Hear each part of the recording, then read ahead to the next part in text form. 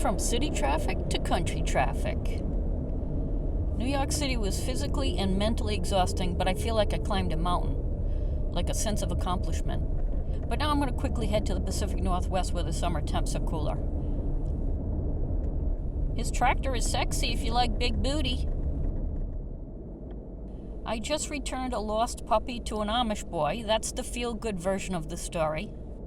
The not-so-feel-good version is that the puppy was wandering across this country highway here, and even though she's only about 6 months old, I could see that she just had a litter of puppies. I've heard that the Amish operate puppy mills. Hopefully that's not the case here, but she was a King Charles Spaniel, which is a very expensive dog. But she came right to me wagging her tail, so they must be kind to her anyway. That Amish boy kept staring at me like I'm an alien from outer space. I don't look that much different than them. We're both bland Northern European descendants.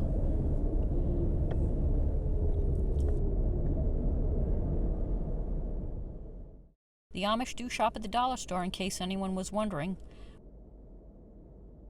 But I haven't seen them at any Walmart.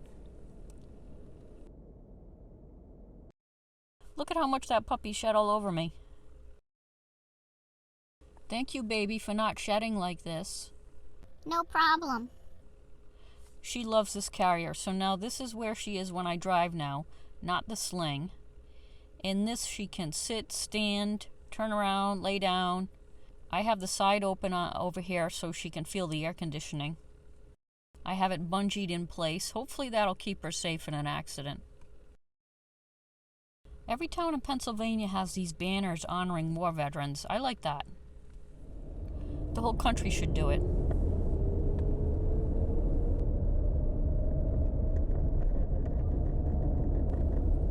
If I still had my Yaris, I could drive right under that tractor.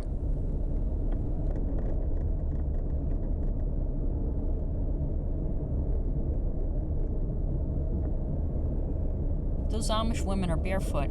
I keep seeing Amish people walking around barefoot for some reason. That little Amish boy was barefoot too.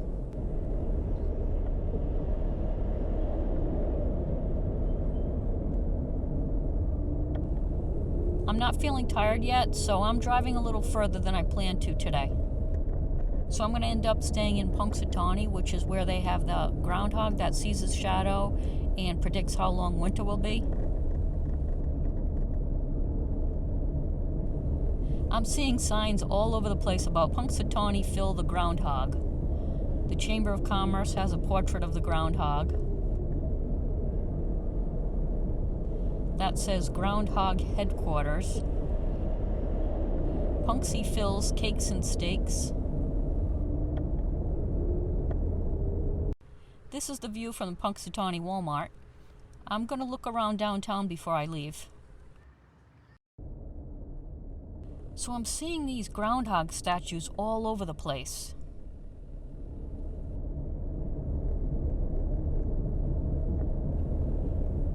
This must be Liberty Phil. They've got a Phil for every occasion here.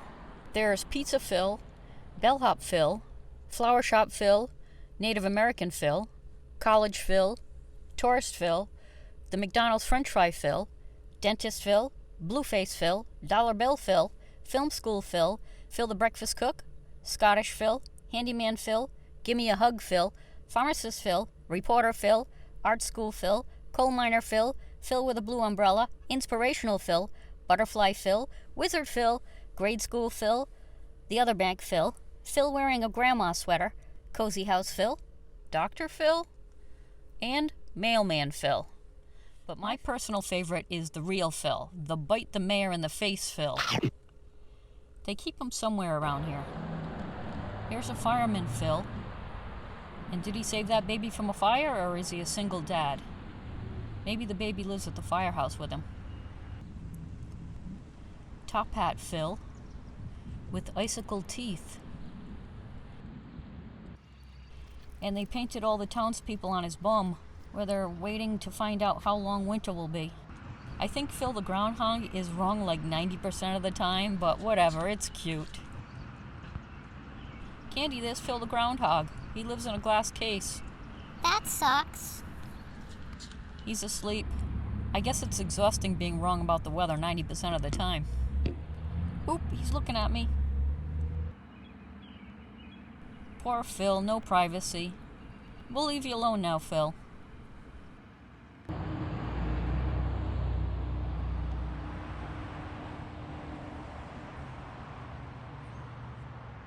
Gobbler's knob? What does that even mean? This Phil is a little worn out. His paint is chipped. We'll call him Scuffed Phil.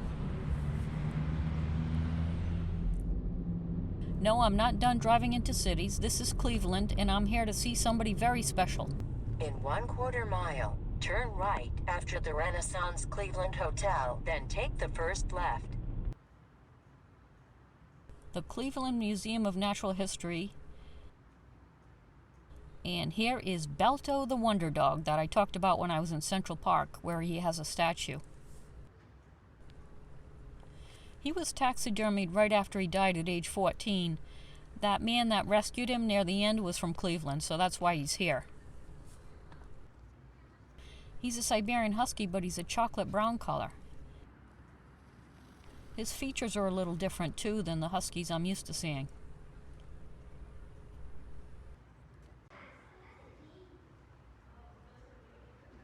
Balto has a lot of other animals keeping him company here.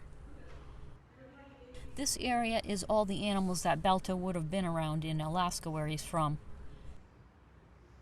Musk oxen. Seals.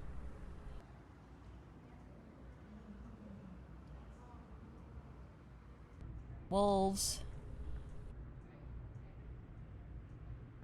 This sealskin clothing was from around 1930, which is right around the time Balto and his sled team saved the day by bringing medicine to Nome, Alaska. But the mushers would have worn more fur over this. I do love me some miniatures. Here's some Eskimos with a reindeer they just hunted down. Some meat on a rack. Animal skin that'll be made into clothing or shelter.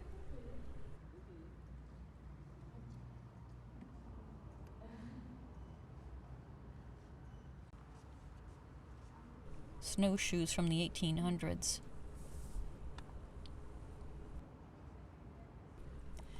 I didn't realize that some Eskimo shelters were built partially underground.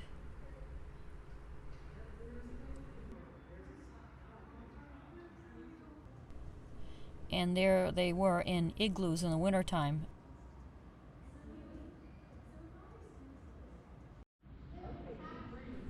Animals from every part of the world.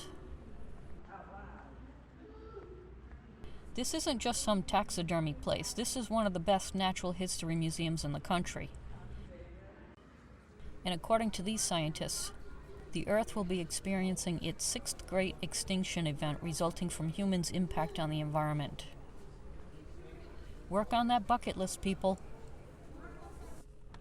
Now I find out there's another hero dog honored here in Cleveland. This was Smokey the Yorkie, and if this is accurate, she was only about 4 or 5 pounds. She was found in a foxhole in New Guinea by American soldiers in World War II. Little Smokey alerted soldiers when incoming shells were headed their way. She survived many missions and battles and air raids. She was a national hero that I never heard of. And here's some more war hero dogs I didn't know about. World War I, Korea, a German Shepherd that was shot in the eye in Vietnam. That dog returned to duty after losing an eye. This is a very nice memorial for them. Good job, Cleveland.